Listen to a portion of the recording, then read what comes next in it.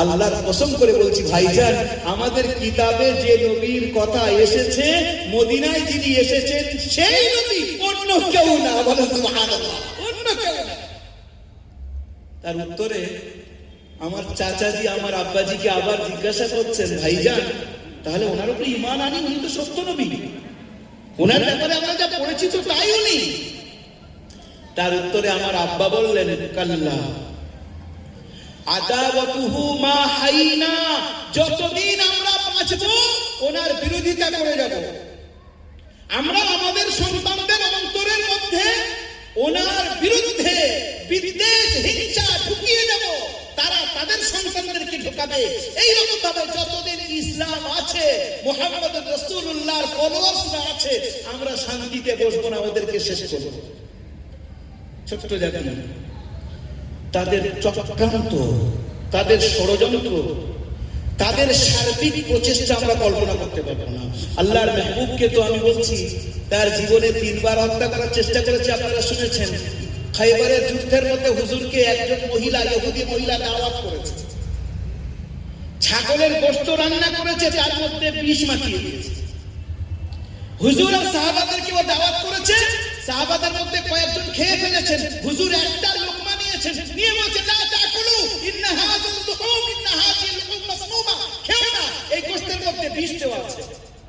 তাকে ডাক করা হলো, তুমি এই গোশতে বিষ দিয়েছো? জি। কেন দিয়েছো?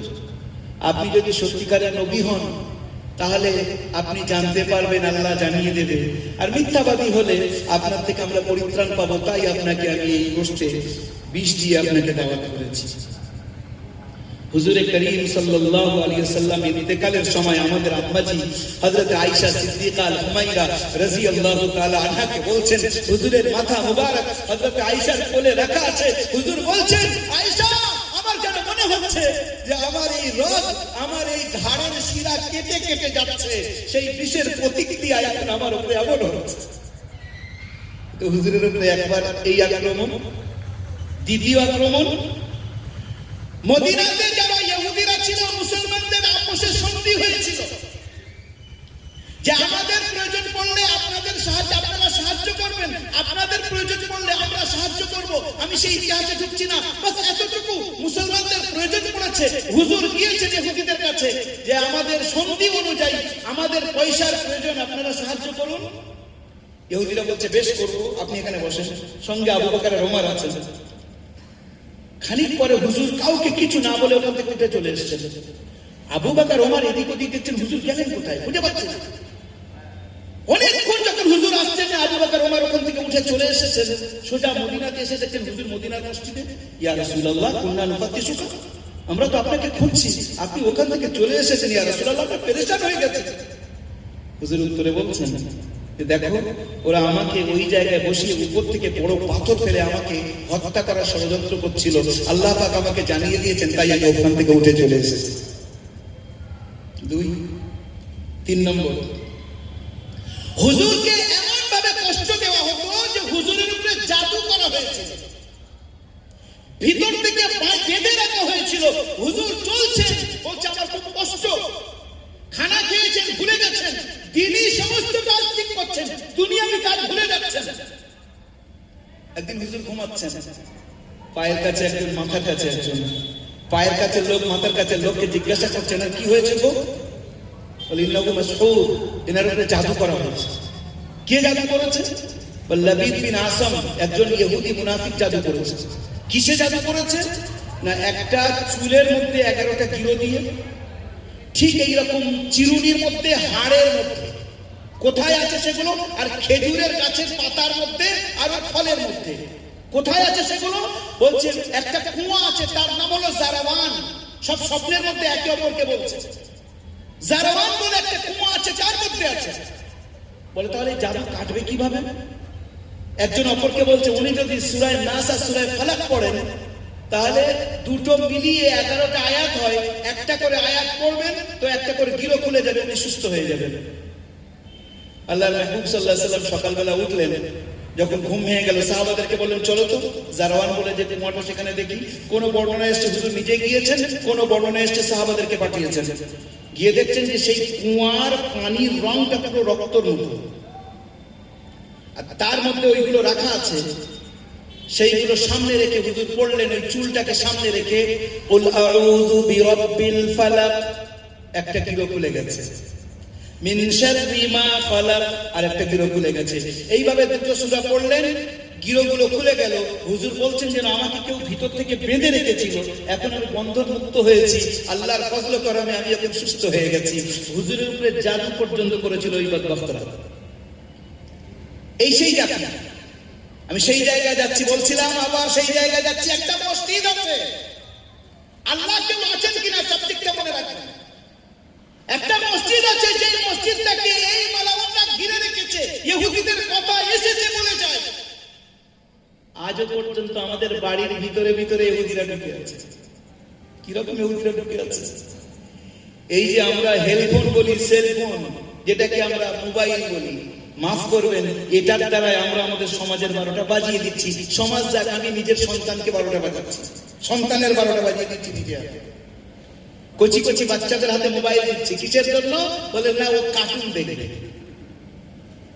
যারা মুরব্বীরা বসে আছেন মাফ করবেন, আমি এই কথাটা বারবার বলি, প্রত্যেক জায়গায় বলি, আপনি নিজে হাতে নিজের সন্তানকে নষ্ট করছেন।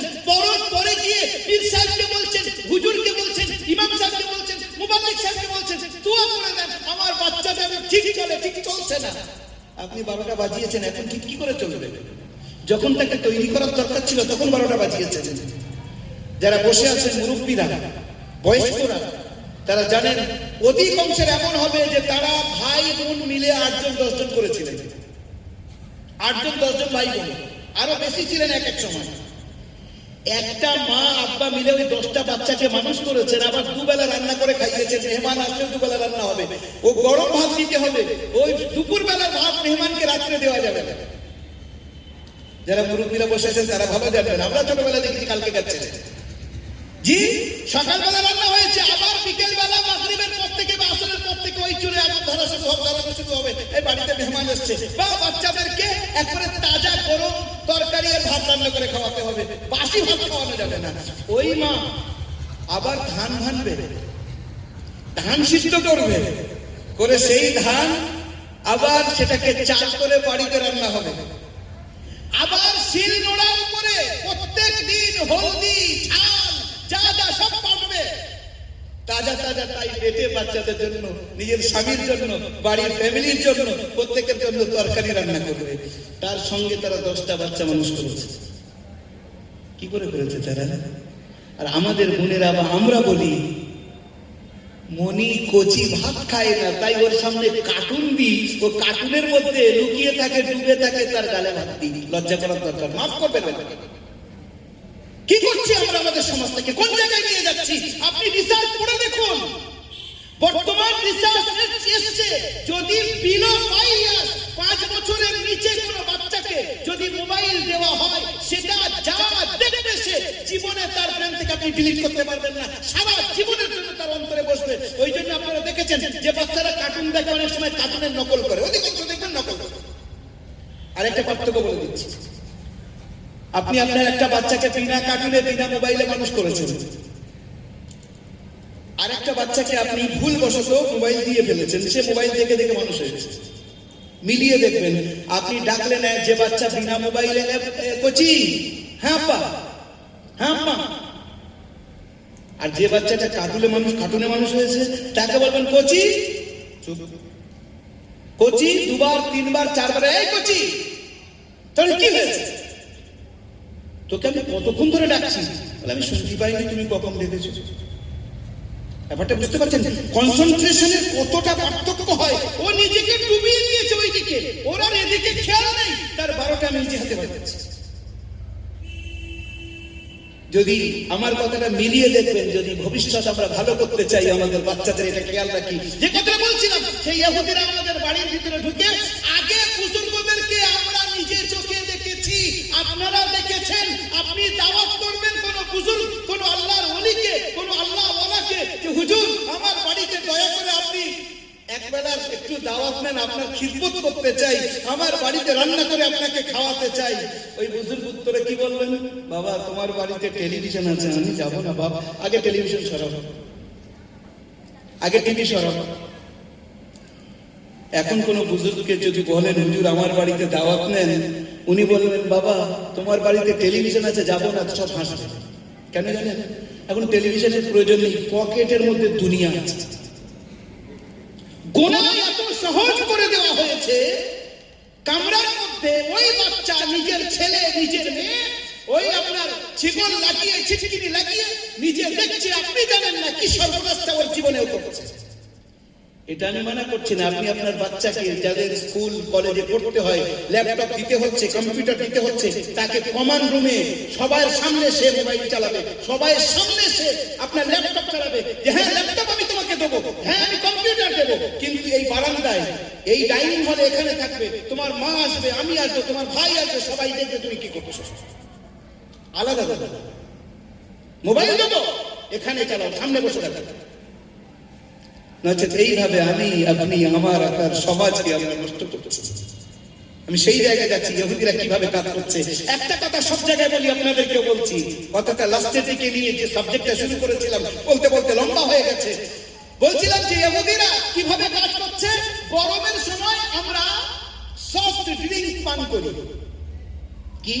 বাড়িতে মেহমান এসছে, বাড়িতে মেহমান এসছে, এবারে আগে হতো কি গ্রাম্য এরিয়াতে মা বলবে তোর মামা এসেছে, বাবা একটু গাছে ওঠে একটা ডাব পা। এখন মা বলুক দিন গাছে উঠে ডাব পা, খেয়ে দিয়ে কাজ আছে, যাচ্ছি সামনে বাজার আছে, এখান থেকে একটা পেপসি কিনবো, মামাকে দেবো, তোমাকে দেবো, আমিও খাবো, সবাইকে খাওয়াবো, 2 লিটারের পেপসি। পেপসি ফুল ফর্ম খোঁজেন, আপনি যান গুগলে সার্চ করেন, লেখেন I want to know about Pepsi full form. আমি পেপসির ফুল ফর্ম যাচ্ছি, ব্যবসায়ী ভাইরা তো আমার গলা ধরবে, তুমি সর্বনাশ করেছো আমাকে। পেপসির ফুল ফর্ম আপনি গিয়ে খোঁজ করেন, পরিষ্কার লেখা উঠবে, গুগলে যান, সার্চ করেন, P for pay, H for any, P for penny, S for save, I for Israel, pay each penny for save Israel. প্রত্যেকটা পয়সা ইসরাইলের হেফাজতের জন্য ব্যয় করো। জান গুগলে সার্চ করে দেখবেন, না পেলে আমাকে বলবেন। কোথায় যাচ্ছি আমরা পয়সাটা, কোথায় যাচ্ছে? তারা নিজেদের অবজেক্টকে, নিজেদের উদ্দেশ্যকে কিভাবে আমাদের বাড়ির ভিতরে ঢোকানো যায়, বেঈমান করা যায়, পরিপূর্ণ চেষ্টা তারা করছে, আর আমরা ঘুমাচ্ছি। আসুন আল্লাহ বলে কেউ আছেন কিনা তার প্রমাণ করতে কি হঠাৎ কথাটা একটু ছড়িয়ে পড়েছে। বলছিলাম একটা মসজিদ আছে, সেই মসজিদের কোণে একটা কামরা আছে, সেই কামরায় একটা মেয়ে থাকে। মেয়ে কি করে থাকে?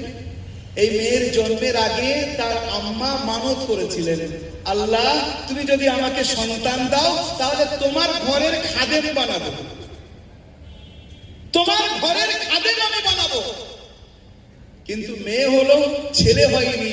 তখন সেই মহিলা, এই বাচ্চা মেয়ের আম্মা, তিনি বলছেন রব্বি ইন্নী ওয়াদাতুহা উনসা, ওগো আল্লাহ আমি তো চিন্তা করেছিলাম আমাকে তুমি ছেলে দেবে, কিন্তু এখন তো মেয়ে হয়েছে, আমি তোমার ঘরে কি করব, কি করে দেব? ওই আল্লাহর ঘর যেটাকে আপনি বাইতুল মুকদ্দাস নামে জানি, ওই আল্লাহর ঘরের যিনি ইমাম ছিলেন তিনি একজন নবী। আর এই মেয়ের খালু হন, তিনি যান নিজের শালীর বাড়িতে, দুলাভার বাড়িতে গিয়ে বলেন, নিজের শালীর ভাইরাভার বাড়িতে গিয়ে বলেন, যেহেতু তুমি মানত করেছো আমি মসজিদের ইমাম, তাই ওই মেয়ের দায়িত্ব আমার উপরে ছাড়ো, আমি ওকে মানুষ করবো, মসজিদে রাখবো। ভালো, কোরআন এটাকে উল্লেখ করেছে বড় সুন্দর ভাবে। ওই মেয়েটা আস্তে আস্তে বড় হচ্ছে, একটা কামরার মধ্যে থাকে। খালুজি তিনি আল্লাহ পাকের নবী, নাম হযরত জাকারিয়া আলাইহিস সালাতু ওয়াস সালাম, ওখানে থাকে। এবারে মেয়েটা বড় হচ্ছে, এই মেয়েটা জীবনে কোনো পরপুরুষকে দেখেনি, পরপুরুষ এই মেয়েকেও দেখেনি। বড় সুন্দর, একেবারে পর্দার মধ্যে পরিপূর্ণ জীবন কাটাচ্ছে। গোসল করতে বার হয়েছে একদিন, চারিদিকে বাউন্ডারি করা, আর ওই পুকুরের কাছে গেছে গোসল করবে, হঠাৎ দেখতে পাচ্ছে একটা অপরিচিত অনিন্দ সুন্দর যুবক দাঁড়িয়ে। ইনি বলছেন ইন্নী আউযু বিক, ক্বালাত ইন্নী আউযু বিক। ওই মহিলা বললেন আমি আল্লাহর কাছে তোমার থেকে পানাহ চাচ্ছি। কে তুমি, কেন এসেছো? সে মহিলা উত্তর, সেই ব্যক্তি, যে আগন্তুক, যে যুবক, সে এসে বলছে লি আহাবা লাকি গুলামান যাকিয়া, আমি তোমাকে সন্তান দিতে এসেছি। সে কি সন্তান? মানে আমার বিয়ে হয়নি, আমি জীবনে পরপুরুষের সৌজন্যে জীবনে আসেনি, কল্পনা করতে পারিনি আমার সন্তান হবে। মানে তখন সেই যুবক এগিয়ে এসে উইদাউট টাচিং হার বডি, তার শরীরে স্পর্শ না করে শুধু এরকম জামা ধরে একটা ফুঁক দিয়েছে, বাস, আর কিচ্ছু না। একটু পরে সেই মহিলা অন্তঃসত্ত্বা, পেটে বাচ্চা। এখন ইনি পেরেশান, এ আল্লাহ আমি কি করব? এই টেনশন নিয়ে ওখান থেকে বার হয়ে দূর চলে যাচ্ছেন। আর নিজে নিজে বলছেন, কোরআন এটাকে উল্লেখ করছে, ইয়া লাইতানি মিতু ক্বাবলা হাযা ওয়া কুনতু নাসিয়াম মানসিয়া। আয় আল্লাহ, যদি এর আগে মারা যেতাম কত না ভালো হতো। আজকে আমি কি উত্তর দেব? আমার বাচ্চা হলে সারা গ্রামের লোক আমাকে জিজ্ঞাসা করবে বাচ্চা কোথায় থেকে এসেছে। নিয়ে গিয়ে যাচ্ছে। আবার সেই যুবক সামনে সে এসে বলছে, তুমি টেনশন করছো, ডিপ্রেশনের শিকার হচ্ছ, আমি তোমাকে 3-4টা কথা বলি, শোনো ভালো করে। প্রথম নম্বর, সামনে যাবে, গিয়ে দেখবে একটা খাল আছে, কিন্তু খালটা শুকনো। নহর আছে কিন্তু পানি নেই। তুমি হাত দেবে তো ঠান্ডা ঠান্ডা পানি হাতে আসবে। ভালো করে কথাটা মনে রাখবেন। আমি সায়েন্সের একটা কথা আপনাদের শুনতে বলেছিলাম, nature never ব্রেকস its own rule. প্রকৃতি তার বিরোধিতা করতে পারে না। খাল শুকনো, নহর শুকনো, ওনাকে বলা হচ্ছে সামনে যাবে, হাত দেবে, হাতে ঠান্ডা ঠান্ডা পানি আছে, পানি পান করবে, এগিয়ে যাবে।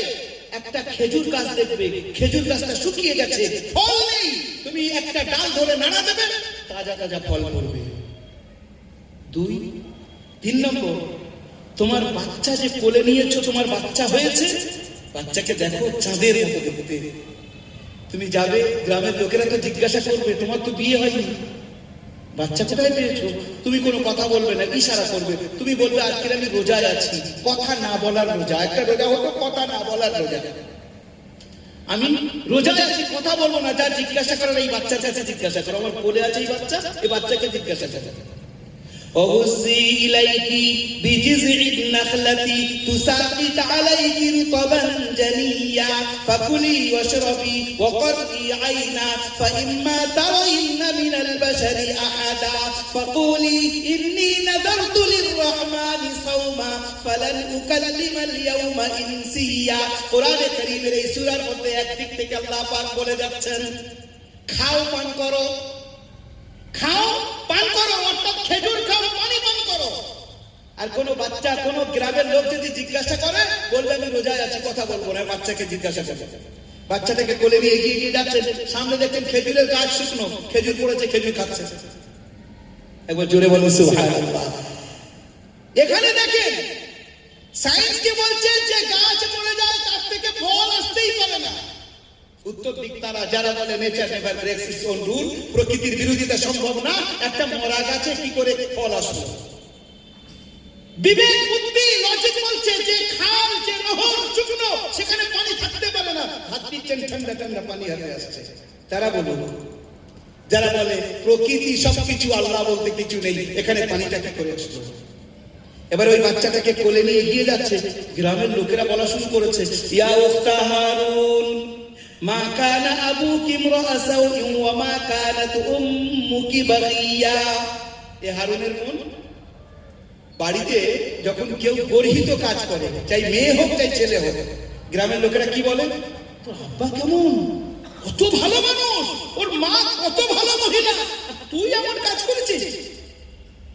তো গ্রামের লোকেরা বলা শুরু করলো, এ হারুনের বোন, তোমার আম্মা সৎ সতী, আল্লাহর ওলিয়া, তোমার আব্বা সৎ মানুষ, এ বাচ্চা কোথায় থেকে?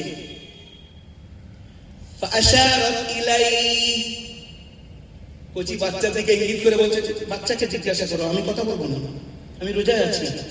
গ্রামের লোকেরা কি বলছে, ক্বালু কাইফা নুকাল্লিমু মান কানা ফিল মাহদি সাবিয়্যা।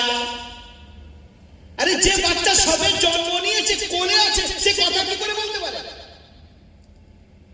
এই কথা যেই বলেছে, ওই কচি বাচ্চা কোল থেকে বলছে, ইন্নী আব্দুল্লাহ آتاني الكتاب وجعلني نبيا وجعلني مباركا أينما كنت وأوصاني بالصلاة والزكاة ما دمت حيا।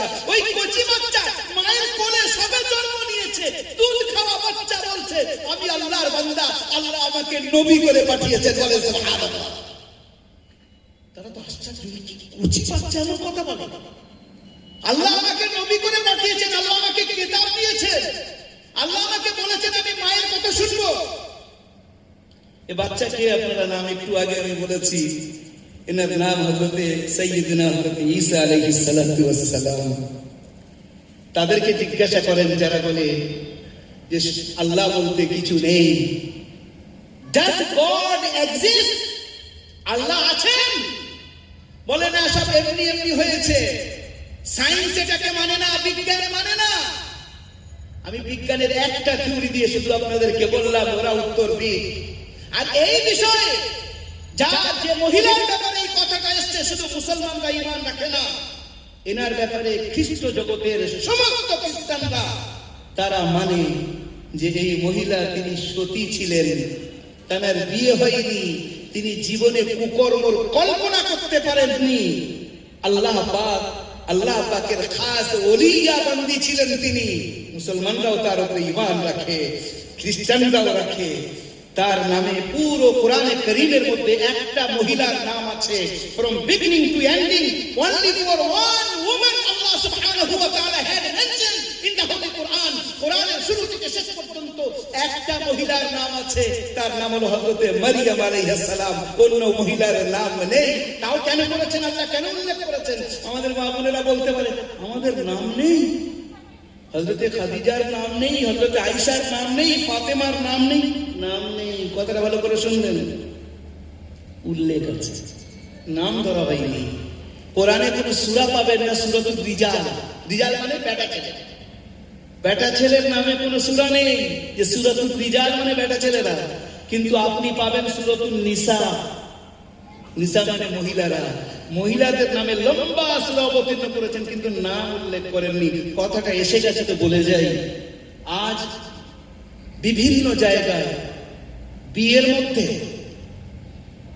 জলসা হচ্ছে, ইসালে সওয়াব হচ্ছে, মাহফিল হচ্ছে, আমরা যাচ্ছি, আপনারা যাচ্ছেন, আপনারা দেখেন বিয়ের মধ্যে দেখবেন। আজ আমি একটা বিয়ের সামনে থেকে এসেছি, মুসলমানদের বড় সম্ভ্রান্ত পরিবারে বিয়ে হচ্ছে, চোখ তুলে দেখার মতো নেই।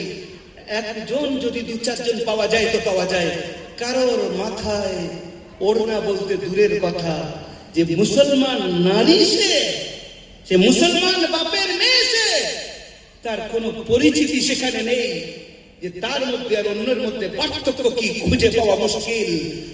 আজ এই জায়গায় বসে খেয়াল করি যে ইসলাম পর্দা কেন দিয়েছে, ওই কেবলমাত্র হযরতে মারিয়ামের নাম আল্লাহ কেন নিয়েছেন, অন্য কোন মহিলার নাম কেন নেননি?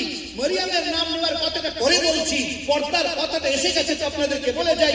প্যারিসের ঘটনা, ফ্রান্স আপনারা জানেন বিশ্বের মধ্যে একটা বড় ইউরোপের একটা দেশ ফ্রান্স, তার রাজধানী হলো প্যারিস। প্যারিসের মধ্যে আমাদের একজন বোন গেছে। এবারে একটা দেশ থেকে অপর দেশে যেতে গেলে নিজের পাসপোর্ট দেখাতে হবে, ভিসা দেখাতে হয়, যারা জানেন গেছেন জানেন।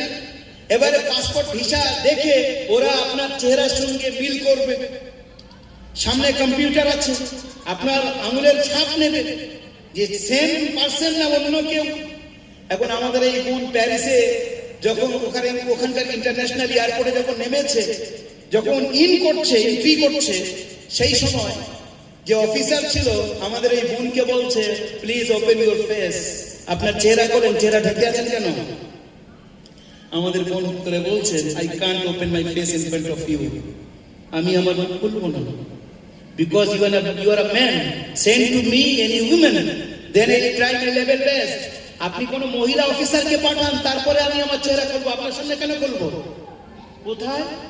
ফ্রান্সের মধ্যে, যেখানে নগ্নতা তাদের একটা জীবনের অংশ, সেখানে একটা বরকাধারী, বরকা পরনেওয়ালি মহিলা সেখানে দাঁড়িয়ে কথা বলছে। আমাদের লজ্জা লাগে, কিছুদিন আগে বিহারের চিফ মিনিস্টার যে ঘটনাটা ঘটিয়েছে, আমাদের বোন ডক্টর হয়েছে, আলহামদুলিল্লাহ। একটা ডক্টর হতে গেলে তার মা বাবার কতটা স্বপ্ন, কতটা পয়সা, আর সেই বাচ্চার আবার বাচ্চির কতটা চেষ্টা সেই পর্যন্ত পৌঁছতে পারে, যারা ওই লাইনে যায় তারাই জানে। নেন খবর, কত লক্ষ লক্ষ টাকা তার পিছনে গেছে, মা বাপের কত দোয়া, কত কান্না, আর ওই বাচ্চি বা বাচ্চার কত মেহনত। সে নিজের অ্যাপয়েন্টমেন্ট লেটার দিতে গিয়েছে। যখন কেউ চিফ মিনিস্টার হয়, যখন কেউ প্রধানমন্ত্রী হন, যখন কেউ রাষ্ট্রপতি হন, কেউ প্রধান হন, মেম্বার হন, হওয়ার আগে যখন ভোটে লড়াই করছে তখন পার্টির হয়ে লড়ছে, যে কোনো পার্টি। কিন্তু যখন প্রধান হয়ে গেছেন তখন শুধু আমি আমার পার্টির প্রধান না, আমার অঞ্চলের প্রধান। চিফ মিনিস্টার হয়ে গেছেন, হওয়ার আগে উনি কোনো পার্টির হয়ে তিনি ভোটে দাঁড়াচ্ছেন, কিন্তু যখন তিনি জিতে গেছেন, মুখ্যমন্ত্রী হয়ে গেছেন, এখন পুরো রাজ্যের আমি চিফ মিনিস্টার, পুরো রাজ্যের আমি মুখ্যমন্ত্রী। বিহারের মুখ্যমন্ত্রী আমাদের একটা বোন যখন তার কাছে অ্যাপয়েন্টমেন্ট লেটার দিতে গেছে, তো উনি বলছেন হোয়াট ইজ দিস, বলে সেই বোর্ডটার দিকে ইঙ্গিত করে তারপরে ধরে নিচে টানছেন। ভারতবর্ষ যেখানে সবাইয়ের সমান অধিকার দেওয়া হয়েছে, প্রত্যেকেই এখানে সমান অধিকার পাবে, এটা ভারতের কানুনে লেখা আছে। দেখেন ওই কুফরিস্তানের মধ্যে গিয়ে আমাদের একটা বোন সেখানে গেছে, আর তাকে যখন বলা হচ্ছে চেহারা খোলো, বলে বলবো না, আগে কোনো মহিলাকে পাঠাও। দুজনের মধ্যে তুই তোমদারি শুরু হয়ে গেছে। ইনি বলছেন আমি বলবো না, সে বলছে খুলতে হবে, ওই অফিসার বলছেন খুলতে হবে। লাস্টে ঊর্ধ্বতন অফিসার এসছে, কি ব্যাপার, হোয়াট হ্যাপেন? বলছে স্যার একে বলছি, এনাকে বলছি চেহারা খোলেন, আমি মিলাবো, বলছেন আমি খুলবো না। বলছে কি বলছেন? বলে কোনো মহিলা অফিসারকে পাঠানো। বলছে কি খারাপ বলেছে? যদি উনি তোমার সামনে না খুলতে চায়, মহিলা অফিসার অ্যাভেলেবেল আছে, তার কাছে পাঠাও, কি অসুবিধা আছে? তখন আর কিচ্ছু না, মহিলা অফিসারের কাছে দিয়েছে। মহিলা অফিসার আলাদা নিয়ে গিয়ে বলছে খোলেন, আপনার মুখটা খোলেন, খুলে মিলিয়ে দেখছে সেম, সব চেক করার পরে সেম। এইবারে ওই মহিলা অফিসার একটা প্রশ্ন করছে, ভালো করে শুনবেন কথাটা, কি মজা। বলছে বোন কিছু মনে করো না, would you mind if I ask, কিছু মনে করবে না তো আমি একটা প্রশ্ন করবো? বলে বলেন। বলে আপনার তো দেখতে খুব সুন্দর, আপনি সুশ্রী, আপনি বিউটিফুল, চেহারায় এই পর্দা দিয়ে রেখেছেন কেন? আমাদের দেখেন কত ফ্রি আমরা, কত সুন্দরভাবে ঘুরি, সারা দুনিয়াকে এনজয় করি, সবাই আমাদের দেখে, আর আপনারা চেহারার উপরে পর্দা দিয়ে রাখেন কেন? চেহারাকে লুকিয়ে রাখেন কেন? কোনো গিল্টি ফিল করেন? কোনো মানে জীবনে কোনো অপরাধ করেছেন যে নিজেকে লুকাবার চেষ্টা করেন? কেন এইভাবে চলেন? আমরা হলে কি করতাম? আমরা হলে হয়তো তার বিরুদ্ধে যুদ্ধ ঘোষণা করে দিতাম। এত বড় কথা আমি অপরাধ করেছি। আমাদের সেই বোনকে দাঁত দেন, দোয়া দেন, কি বলতে থাকে, ভিতরটার সঙ্গে সঙ্গে আল্লাহর সঙ্গে সম্পর্ক করে দিয়েছে। এ Allah, it's a golden opportunity for me, give me তৌফিক, আমাকে তৌফিক দাও, এটা একটা সুবর্ণ সুযোগ, যাতে আমি এই মহিলাকে বোঝাতে পারি ইসলাম পর্দার কথা কেন বলেছে। এইবারে তার অন্তরের মধ্যে আল্লাহ কি দিয়েছেন দেখেন। আমরা কি করি? পয়সা আছে আমি আছি, ব্যবসা আছে আমি আছি, জমি আছে আমি আছি, আমার সবকিছু আছে, কারোর প্রয়োজন নেই, আমি কারোর মুখাপেক্ষী নই।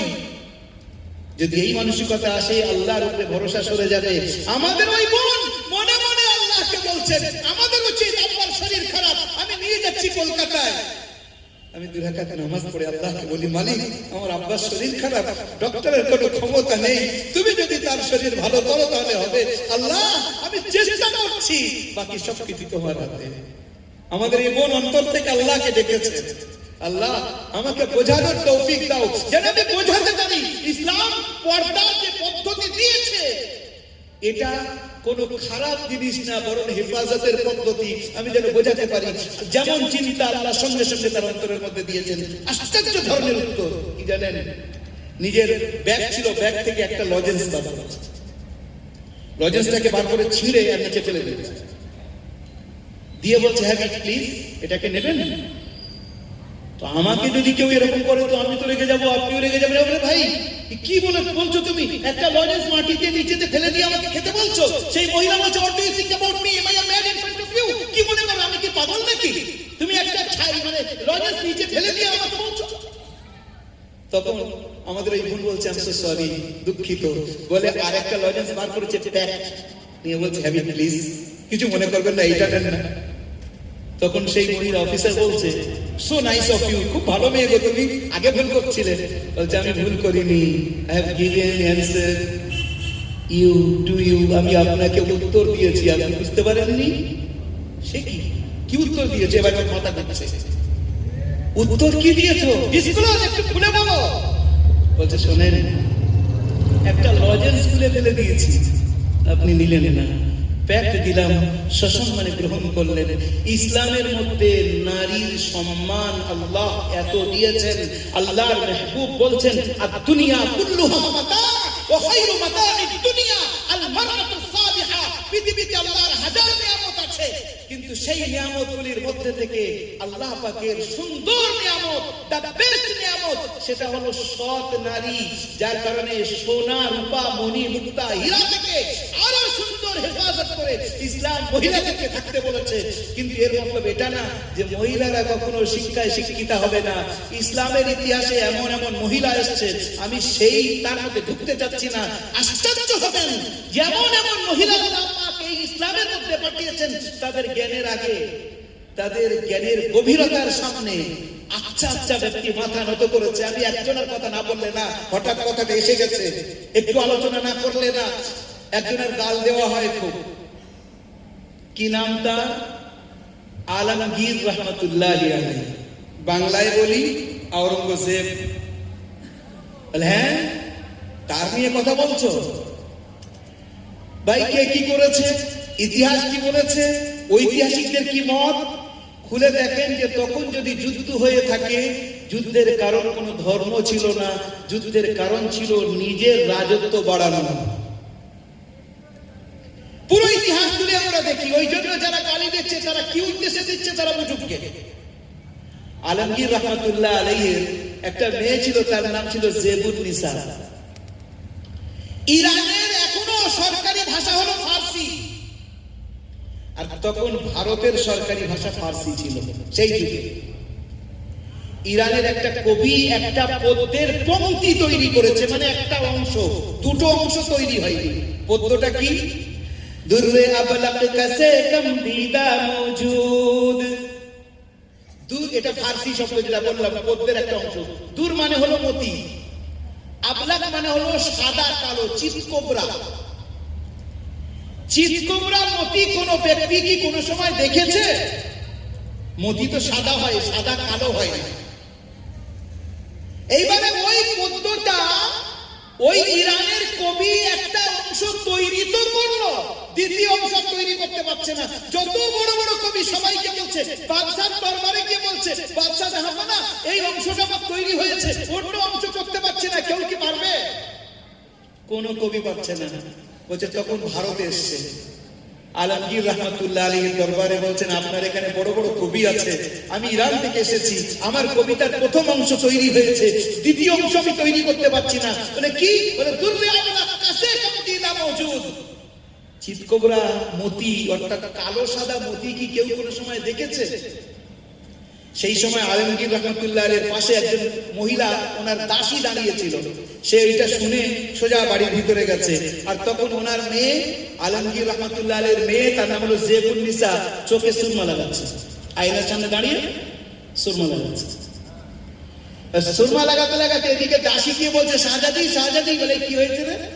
বলে আজকে জাহাপনার কাছে, বাদশার কাছে একটা কবি এসেছে। তো বলে কবি একটা পদ্যের প্রথম অংশ তো তৈরি করতে পেরেছে, ইরানের কোনো কবি পারেনি, ভারতের কোনো কবি পারছে না। বলে কি বল?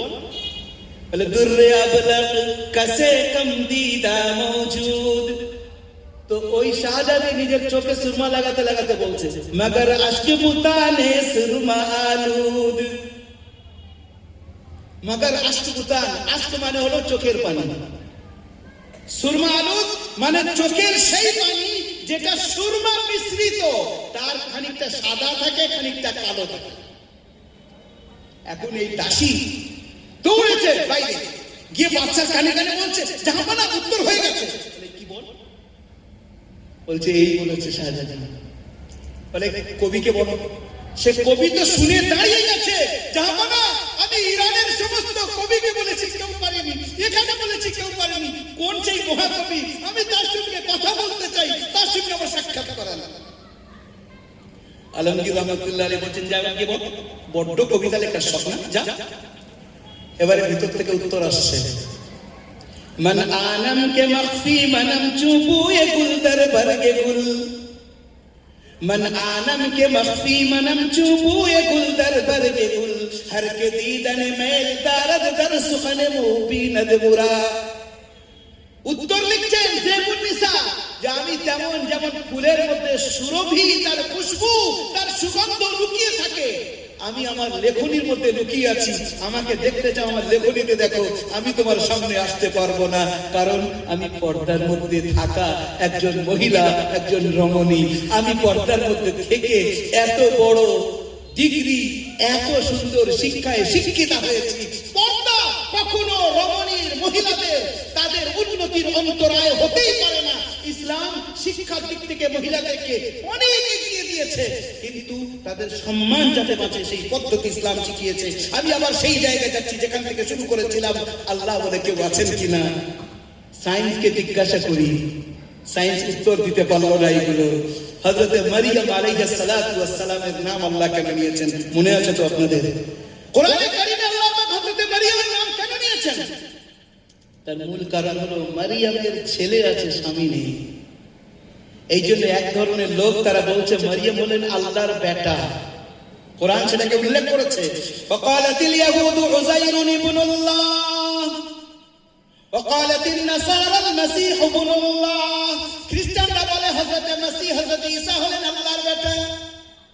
আল্লাহ পাক এটাকে রদ করার জন্য, এটাকে রিফিউজ করার জন্য, এটাকে শেষ করার জন্য যেখানে হযরত ঈসার নাম এসেছে সঙ্গে সঙ্গে মারিয়ামের নাম জুড়ে দিয়েছেন, ঈসা ইবনু মারিয়াম, মারিয়ামের ছেলে ঈসা। আমার কোনো ছেলে নেই। আল্লাহ বলছেন কুল হুয়াল্লাহু আহাদ আল্লাহুস সামাদ লাম ইয়ালিদ ওয়া লাম ইউলাদ ওয়া লাম ইয়াকুল লাহু কুফুয়ান আহাদ। তাহলে আল্লাহ বলে কেউ আছেন, এটা তো পরিষ্কার হয়ে গেল।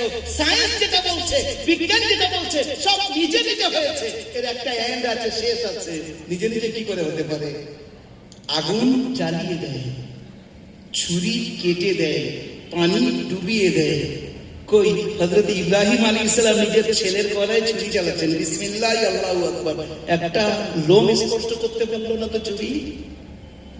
ইব্রাহিম আলাইহিস সালামকে জ্বলন্ত আগুন, এত জবরদস্ত আগুন, উপর থেকে পাখি যেতে পারছে না, তার মধ্যে ওনাকে ফেলা হলো। কই তার একটা লোম স্পর্শ আগুন করতে পারলো না তো? সায়েন্স উত্তর দিন, এটা তো বাস্তব ঘটনা। সারা দুনিয়া জানে। ইব্রাহিম আলাইহিস সালামকে আশ্চর্য হবেন ইহুদিরা মানে, খ্রিস্টানরা মানে, মুসলমানরা মানে, এমনকি অন্য ভাইরাও মানে, মাজুসিরাও মানে। ইব্রাহিম আলাইহিস সালাম এমন একজন ব্যক্তিত্ব, ওনাকে আগুনে ফেলা হয়েছে, 40 দিন ছিলেন, একটা লোম পর্যন্ত স্পর্শ কেউ করতে পারেনি। ইব্রাহিম আলাইহিস সালামকে যখন ফেলা হয়েছে, জিবরাইল চিৎকার করে উঠেছে, আল্লাহ তোমার খলিলকে ফেলা হয়েছে। আল্লাহ বলেন যাও, আমার খলিলকে ফেলা হয়েছে, তুমি সাহায্য করবে বলছো, যাও। হযরত ইব্রাহিম, জিবরাইল ইসলাম এসে বলছেন, ইব্রাহিম আমি আপনার সাহায্য করতে এসেছি। আপনি নিজে এসেছেন না আল্লাহ বলেছেন করতে? না, আমি আল্লাহর কাছে অনুমতি নিয়ে এসেছি। কেন আল্লাহ দেখতে পাচ্ছেন? আল্লাহ দেখতে পাচ্ছেন আমি কার জন্য আমাকে ফেলা হয়েছে? আল্লাহ বলেন কুলনা ইয়া নার কুনি বারদাউ ওয়া সালামান আলা ইব্রাহিম। আমি বললাম আগুন, আমার খলিল ইব্রাহিমের জন্য তুমি শান্তিদায়ক ঠান্ডা হয়ে যাও। আগুন তো জ্বলছে, বাইরে থেকে সবাই দেখছে, ইব্রাহিম তার মধ্যে ঘুরছে ফিরছে। ইব্রাহিমের একটা পর্যন্ত লোম পড়েনি। যে দড়ি দিয়ে তাকে বেঁধে ফেলা হয়েছিল সেই দড়িগুলো জ্বলে গিয়েছে। বাকি ইব্রাহিম আরামসে তার মধ্যে আছে। ওদিকে নমরুদের মেয়ে অট্টালিকার উপরে বসে দেখছে, ইব্রাহিম তার মধ্যে পড়ে আরামসে ঘুরছেন। উপর থেকে আওয়াজ দিচ্ছে, ইব্রাহিম আগুন তোমাকে কিছু করছে না, তোমার কোনো ক্ষতি হচ্ছে না? ইব্রাহিম আলাইহিস সালাম বলছেন আগুনের ক্ষমতা কি? আগুন তো মখলুক, আমার আল্লাহকে তৈরি করেছেন, আল্লাহকে মানা করেছেন, কিছু করতে পারছে না। আমার আল্লাহর উপরে ঈমান আনলে আগুন কিছু করতে পারবে না, তুমি ঈমান আনো। নমরুদের মেয়ে কালিমা পড়ে, মুফাসসিরিনরা লিখছেন কালিমা পড়ার পরে লা ইলাহা ইল্লাল্লাহ ইব্রাহিম খলিলুল্লাহ কালিমা পড়েছে, ও ভি আগুনের মধ্যে এসেছে, তারও একটা লোম স্পর্শ করতে পারেনি। জোরে বলুন সুবহানাল্লাহ। তাহলে সায়েন্সদের সায়েন্টিস্টদের বিজ্ঞানীদেরকে জিজ্ঞাসা করেন আগুন কেন জ্বালালো না? মুসা আলাইহিস সালামকে পানির মধ্যে ফেলা হয়েছে, ডুবে যাওয়ার দরকার, পুরো বাক্সের মধ্যে বন্ধ করে দেওয়া হয়েছে যাতে পানি ঢুকলে তুমি ডুবে যাবেন। তাহলে পানির মধ্যে ভারী জিনিস দেওয়া হয়েছে, বন্ধ করে দেওয়া হয়েছে। নিঃশ্বাস বন্ধ হয়ে তো তিনি মারা যেতে পারেন, পানিতে ডুবে যেতে পারেন, কই পানি তো ডুবালো না, পরিষ্কার হয়ে গেল। ব্রাদার ইন ইসলাম, এই জন্য যে একবার দরুদ শরীফ পড়েন, আল্লাহুম্মা সবাই পড়েন ওয়া আলা আলি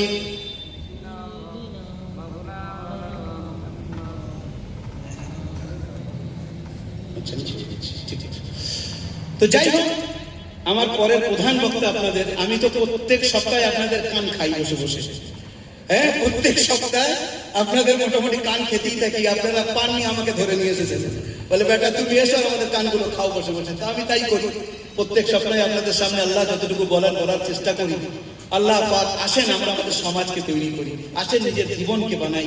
আল্লাহ বলে কেউ আছেন, তার সন্তুষ্টি পাওয়াটাই আসল জিনিস, সেইটাই আমাদের দরকার। যে আল্লাহকে পেল সে কামিয়াব হলো, যে আল্লাহকে পেল না সে নাকাম হলো। এই জন্য ভাই নিজের জীবন পরিবর্তন করার চেষ্টা করি। বক্তাকে বসিয়ে রেখে আর কথা বলা উচিত না। প্রধান বক্তা অনেক দূর থেকে এসেছেন, তার সম্মান এমনিতেও রাখা, আলেমের সম্মান জরুরি, তারপর তিনি এসে গেছেন। আল্লাহ পাক যতটুকু আমার দ্বারা বলিয়েছেন তার উপরে আমল করার আমার আগে এবং তার সঙ্গে আপনাদের বেশি বেশি করে আমল করার তৌফিক ইনায়েত করুন। ওয়া আখিরু দাওয়ানা আনিল হামদুলিল্লাহি রাব্বিল আলামিন। আসসালামু আলাইকুম ওয়া রাহমাতুল্লাহি ওয়া বারাকাতুহু।